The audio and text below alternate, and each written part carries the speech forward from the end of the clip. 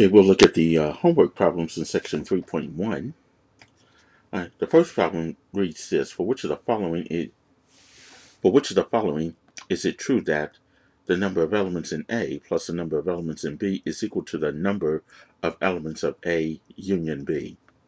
And we have these three parts. We'll answer each part as true or false. Like in part A has the elements A, B, C, and B has the elements B, E. Okay, now, for this to happen, for this statement to be true, the number of elements, the elements in set A and the elements in set B have to be disjoint. In other words, there cannot be an element in A that's also an element in B. That means those two sets have nothing in common. In this case here, set A has A, B, C, set B has B and E. Unfortunately, B is in both sets A and B. So the statement where the number of elements in set A plus the number of elements in set B is equal to the number of elements in the union of A and B, that's false. Okay.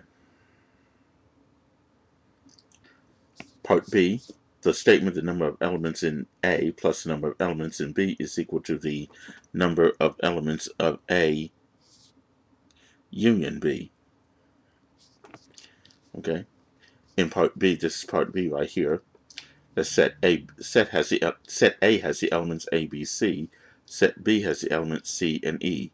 And for the same reason as part A, in this case, C is in both sets A and B. So this statement will also be false, because again, both set A and set B must be disjoint in order for this to happen, for this statement to be true. Now part C, you got the set A with the elements A, B, C, and set B is the empty set.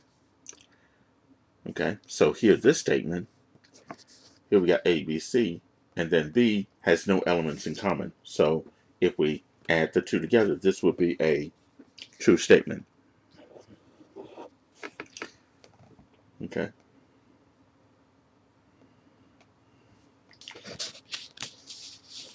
Okay, take a look at number 2. Which of the following are closed under addition? If a set is not closed under addition, explain why not. And we got parts A, B, C, D, E, and F to look at. So in part A is this: B has the element 0. That's closed under addition. Is this true or false? Well, actually it is, because if you take the sum of any two elements, that sum must also be included in that particular set. So 0 plus 0 is 0. It is included in that set. So yes, B with the element 0 is closed under addition.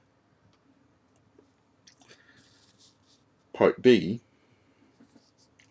is T, which is a set of all values 3 times x such that x is an element of the set of whole numbers. Is that closed under addition?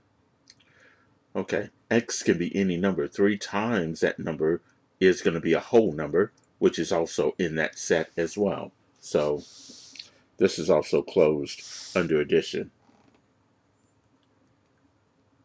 Or you can say, 3 times x plus 3x plus another 3x is 6x. Well, x is a set of whole numbers. 6 times any whole number is going to be a whole number as well. So it is closed under addition. Okay, part C is n, which is a set of natural numbers, 1, 2, 3, 4, 5, and so on, closed under addition. This is also closed under addition as well, because if I take, let's say 4 plus 5, that's going to be 9. 9 is a natural number. So in this case here, this will be yes. And by the way, those 3 dots means that this set continues on and on and on without n. So I know 9 would be a element in the set of natural numbers. Now, part D is V, which has the elements 2, 4, 6, closed under addition. Okay. In this case here, if I add 2 plus 6, that's going to give me 8. 8 is not in this set V. Okay. So in this case here, we have to choose answer B as the correct answer, which is no, because here they give an example that 2 plus 6, which is 8, that's not an element in V.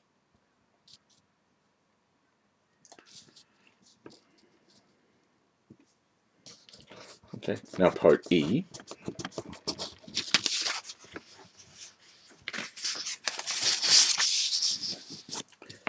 Is the set of all x such that x is a whole number and x is greater than 15 closed under addition.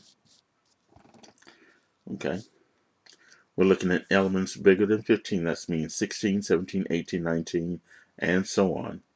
So let's say, and I'll just write this out, what this really means. 16, 17, 18, 19, and so on. That's basically what that means. And in this case here, if we add 16 and 19, you're going to get 35. And that is in that set of whole numbers. So this is closed under addition. This set is closed under addition. Okay. Part F is 0 and 1 closed under addition. The set with the elements 0, 1.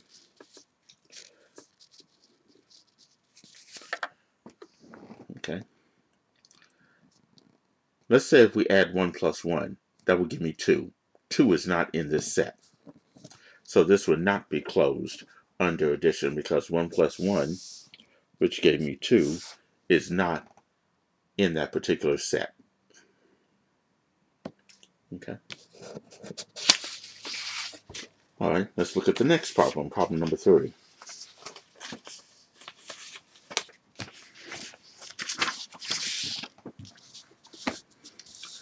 Fill in the blank to make a true statement and identify the property of whole number addition that is illustrated. In this case, you got 3 plus 5 is equal to blank plus 3. In this case here, if we got 3 plus 5, that's going to be the same as, and this will have to be 5 plus 3. Okay. That's 3 plus 5 will give me the same answer as if I added 5 plus 3. So the missing number will have to be 5. And in this case, this would represent the commutative property of addition because the order does not change the answer. Adding 3 plus 5 will give me the same answer as adding 5 plus 3.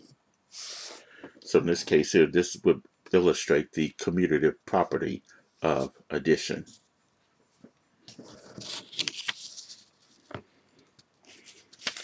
All right, problem number 4 is state the name of the property illustrated. Here we got 7 plus, and in the bracket 2 plus 8. Then that's equal to, and the 7 plus 2 is in the parentheses, plus 8. In this case, that particular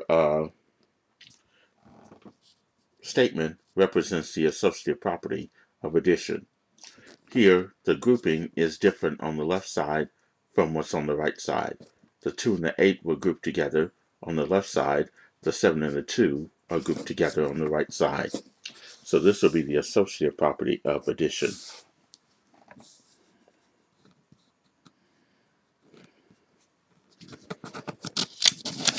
Okay. All right, next problem is to predict or use inductive reasoning to predict the next 3 numbers in the pattern. Here we got 11, 14, 17, 20, 23. Okay, so we need to look for a pattern here. In this case, we're adding 3 each time. Okay, we did talk about sequences in this on one of the videos for chapter 1. But in this case here, we do add 3 each time. So to get the next number, we're going to add 3 to the 23, you're going to get 26. Add 3 to the 26, you're going to get 29. Add 3 to the 29, you're going to get 32. So 26, 29, 32 are the next 3 numbers in this particular pattern. And if you recall, this is called an arithmetic sequence because we're adding the same number each time. All right, problem number 6. At a volleyball game, the players stood in a row ordered by height. If Kyle is shorter than Marlena, Gail is taller than Marlena, and Hope is taller than Gail, who's the tallest and who's the shortest? Okay, let's look at this problem. Kyle is shorter than Marlena, so we know Kyle will be at the bottom, and Marlena will have to be somewhere above him. And then it says Gail is taller than Marlena, so Gail will be above Marlena. Says I'm ranking this from the shortest to the tallest, and then Hope will be taller than Gail. So Hope will be above Gail. And based on this, who will be the tallest? In this case, it would be Hope. And who is the shortest? In this case, it will be Kyle.